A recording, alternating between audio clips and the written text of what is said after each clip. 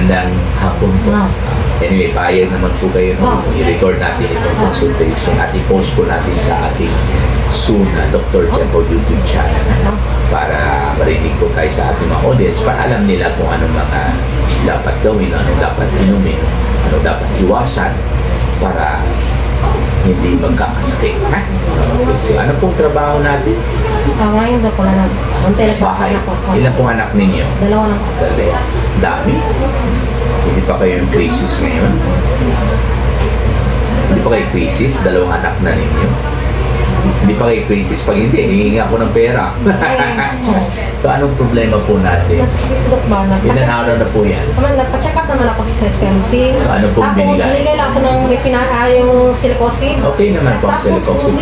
Hindi naman nawala. Twice a day, yung 200 milligrams? Oo, hindi naman nawala. Ilan araw po kayo nag-take ng silicosis? 7 days. Straight po yan, walang palta.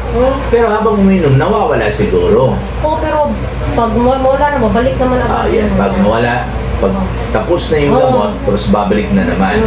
Eh, syempre, gamutin din natin yung dahilan. Kasi, kahit inom kayo ng gamot, oo nga, mawala. Pero pag tapos na yung gamot, pag ubos na yung gamot, at tuloy pa rin yung dahilan, eh, syempre, babalik yung sakit. So, bakit sumasakit yan sa palagay ninyo? Yung parang ano ko doon, nung naglabag ako ng bedsheet, tapos ang sakit. Doon nag-umpisa? Oo. Bedsheet, kailan po yun? Last year na rin, Dok, pero... Last year pa? Oo, pero ano na ako na yung ginapahilot ko, nawawala naman, pero babalik na naman, tapos babalik. How frequent kayo naglalaban ng bedsheet? Basta ngayon sa Dok, hindi na ako naglalaba kasi... Pero itong latest na paglaban ng bedsheet, kailan po yun? Mga ano na yun, Dok, last year pa yata yun, mga October yata yun. October, September. So, syempre, bukod sa bedsheet, meron talaga kayong sigurong ginawa. January, February, ano pa? Last year, Dok, talaga ako nagbabuyan, ganyan. Tapos, may baboy rin kayo? Oo, pero... Hanggang ngayon, may baboy? Wala na, binintak na lahat. Kasi, parang... So, itong ngayon, January, February. Wala na. So, ano bang binibisingan ninyo ngayon? Eh, bakit palang... Bakit sumasakit pa rin? Masakit naman siya, Dok, kung kanaganing sobra sa init, tapos... Sobra sa init? Bakit? Anong ginagawa mo sa labas? Meron kayong marami? Meron kayong racket? Hindi, Dok. Parang lumabas sa patangap ng init. Okay. Parang, pero pawisan ako, Dok, wala naman. Wala. Inan beses? Okay. So, ano pang ibang trabaho niyo sa bahay? Siyempre, kayo naglalaba? Oo, naglalaba. Kayo naglaluto? Oo. Sino nang bumibili ng raw materials para sa luto? Kayo rin. Sino nang mamalengke? Kayo rin. Sino nag-grocery? Kayo rin. Kayo rin nagbubuhat ng mabigat? Okay, sige. So, tingnan natin kung ito yung blood pressure. Ngayon, masakit po ba? Wala na? Hindi na masyado. Saan po bandang masakit? Okay, sige. Kunin ko po yung blood pressure ninyo, ha? Parang nervyosa kayo. Nervyosa. Yan, sabi din sa akin ng doktor, tapos stress daw. Nervyosa kayo. Kaya mag-nervous ka talaga ako, sakit talaga. Sakit talaga masyado. Sige na, pag may dahilan naman, huwag kayo mag-nervous kasi may dahilan buti sana kung sinurita kayo sa bahay, hindi kayo naglalaba, hindi kayo nagluluto, utos lang left and right. Tapos mamaya magsakit yung likod mo, talagang magne-nervous tayo niyan. Kasi wala tayong ginawa, bakit sumasakit? Hindi naman. Kayo atang lahat So, natural, magsakit yung katawan natin. At saka wala naman masama kung masakit. Of course, very irritating minsan, no? Kasi nakaka-irita. Ano ba ito? Pero magpasalamat po tayo na kasama sa paglikha sa atin ng Panginoon, sinama po niya yung sensation na pain or sakit. Kasi pag sumasakit, yun po ang warning na meron hindi na normal sa katawan mo. At syempre, meron na pong dahilan na dapat gamutin natin or dapat iwasan natin. So yung pain alone, pabor po sa tao. Sa ayaw natin yung hindi, pabor sa tao yung pain. Sinadya na talaga ng Panginoon yan. Hindi para magdusa po tayo. Hindi. Para malaman natin na eto, hindi na ito normal. Bakit kaya? So magpapagamot tayo. So ang paggamot ng pain dyan ay hindi lang po puro inom ng gamot. Kailangan malaman rin po ninyo kung anong dahilan para iwasan po natin, para hindi na magkakasakit ulit. Or pag sumakit ulit, hindi na masyado matindi katulad ng dati. Ha? Kaya huwag po kayo magalit sa sakit, sa pain. Pero mo po, nasisira na yung katawan natin, tapos hindi kasama yung sakit dyan, yung pain, paano natin malaman? By the time na malaman natin siguro, latang-lata na siguro laman natin. Kasi, hindi sinama ng Panginoon natin yung pakiramdam ng sakit or sensation of pain. So, it's a warning to us that we have to consult a doctor and we have to stop doing this or doing that and we have to take medicine. So, huwag kayong mag-alala. Mag-alala lang po nga kayo pag sinurita kayo at meron pa rin kayong nararamdaman ng pain. Iba na yan. Bakit iba? Baka cancer yan. Okay? Kasi kadalasan ang cancer walang kinalaman sa paglabay, sa pagluto. Okay? Although may konting kinalaman ang cancer sa pagod, kasi pagbagsak ang resistensya natin, syempre, yung cancer cells mag-multiply at hindi pinapatay kaagad ang immune system natin. Okay? Pero pag mayroon tayong ginawa na kailangan nating gamitin yung dalawang kamay, at syempre, pag ginamit natin yung dalawang kamay, hindi lang yung muscle dito ang ginagamit natin, pati yung muscle dito. Syempre, masasaktan po tayo dyan.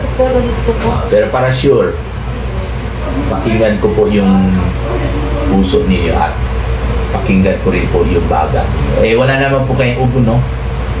Wala. Okay naman. Maganda naman po yung blood pressure ninyo. Maganda rin po yung tibok ng puso ninyo. Huminga po kayo na malalim. Pwede natin tagalin yung sling bag po ninyo. Huminga po lalang. Exhale. Sige pa. Exhale. Sige pa. Sige pa. At saka, ang maganda dito, pag nawawala, bumabalik, nawawala, bumabalik, ang ibig sabihin talaga niyan ay dahil po sa stress. Tama rin sabi ng doktor. Tapos pag nasa stress ka, syempre gamitin mo yung kamay at dito mo, after a few hours or one day, magsakit ka naman. Pero pag mag-rest kayo, mawawala. Diba? Mawawala na po. Kasi naman sa agad sa trabaho, kaya balik na pag mayroon talaga serious na problema ng katawan ninyo, katulad ng cancer, hindi nawawala yan kahit magpahinga pa po kayo. So, the mere fact na nawawala, that's good news na to us. Number 2, oo nga, minsan pabalik-balik. Pero napansin niyo tuwing bumabalik yung sakit, parang every time, parang lumalala. Everyday parang lumalala. Iba na naman yan. So, ang tanong ko po sa inyo is, hindi naman ganun, no? Pag bumalik, kaya naman, tapos mawala. Plus, tulad ng dati na, parang ano. Ayun. So, that's another good news to us. At pangatlo, hindi naman po kayo pumapayat, no? Oo. Kasi sa itsura mo, parang, at sa totoo lang, parang tumaba pa kayo lately, no? Totoo po yun, no? Siyempre, pag meron tayong mga masamang sakit sa katawan, expect po na talaga natin na papayat po tayo at mawawala ng ganang kumain. Hindi naman po. Siyempre, sa katawan ninyo, yes, di nga dito po na, para kung na, hindi po, na, nisipon ko niya, nisikma ko, pinabalik ba, tingog akong ganun ba? Of course, siyempre. Pero nalipon. Expected po yan. So, huwag kayong mag-alala. Next time, huwag kayong mag-ano ng malakas, ha? Hinga kayo ng malalim, please. Exhale. Sige pa. Exhale. Sige pa. Sige pa. Sige pa. Exhale. Okay, maganda naman po yung baga ninyo. Ang masakit dito, no? At saka dito. Tama po ba? Dito. Okay. Huwag mo lang pindutin. Huwag mo lang ipapindot, ha? Sabi na kasi ng doktor, mapamassage ko daw. No comment ako dyan. Pero kung sa palagay pamassage, dok, wala. Pero pag ilang araw naman, babalik na naman. Maglaba ko, balik naman. Kasi minsan sa sobrang pindot, lalong masasaktan yung laman ninyo. Huwag kayong magpapindot na sumobra. Malaman mo naman rin pag sumobra na yung pindot Yung ninyo. sakit ng katawan. Umaaray kayo habang Oo. pinipindot. Oo. Eh, hindi na po yung tama para sa inyo. Pag umaaray po kayo, habang minamasahe kayo, eh common sense po yan na hindi na po yung pabor yung masahe para sa inyo. Kasi nasasaktan, agay. So, ibig sabihin, eh sinaktan na niya lalo yung nasaktan na ng laman dyan or muscle, di ba? Pwede kayo magpamasahe for as long as hindi kayo nasasaktan. Pero the best pa rin para sa akin is to rest. Kasi ang sagot sa stress, walang iba, rest, pahinga, pahulay sa Bisaya. So, ibig sabihin, hindi po na po kayo maglamba, ganun. So, in fact, ang pinakamagandang gamot po ninyo, alam mo ano? Labandera, isa. Kusinera, isa. Yun ang pinakamagandang gamot ninyo. Pwede ho ninyo balikan yung pain reliever, katulad ng Celecoxib twice a day. Okay, pero kailangan mag-rest kayo. Alam mo, the best activity para makapahinga po yung mga muscles ninyo sa dito banda, sa may balika, at pati rin dito muscles sa likod, at dito sa ibaba. Alam mo, the best activity? Hindi yung nakaupo at naka-cellphone ka dahil hindi ho ninyo pinapahinga yung muscles ninyo. Ang the best activity is to lie down.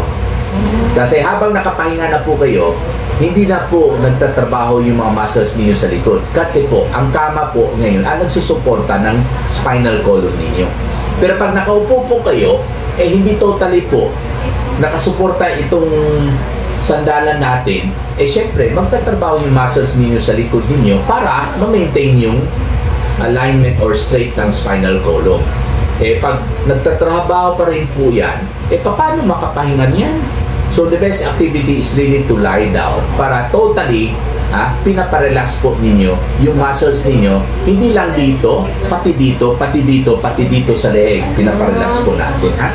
Okay, so 3 times or rather twice a day po ito para sa pain. Dagdagan po natin ng pain reliever na 3 times a day, ha? Okay? 3 times a day. So ito po 7 days, ito po 5 days. Okay naman po yung blood pressure ninyo, okay naman po yung puso ninyo. Mapataas yung BP ko. Ay, hindi po. Maganda po yung blood pressure ninyo, 120/80. Sabi ng iba na ano mo magpa-check up daw kung dugo ko baka daw taas yung BP. Maganda po yung blood pressure ninyo. At wala po akong narinig na may plema sa baga ninyo. So, yung sakit po ninyo sa likod ay talaga dahil po sa muscle strain.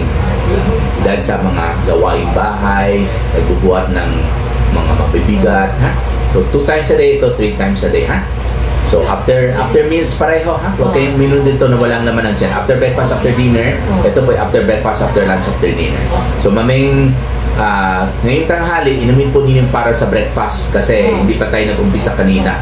Then, mamayang gabi, 6 p.m., inumin po ninyo ang para sa hapunan.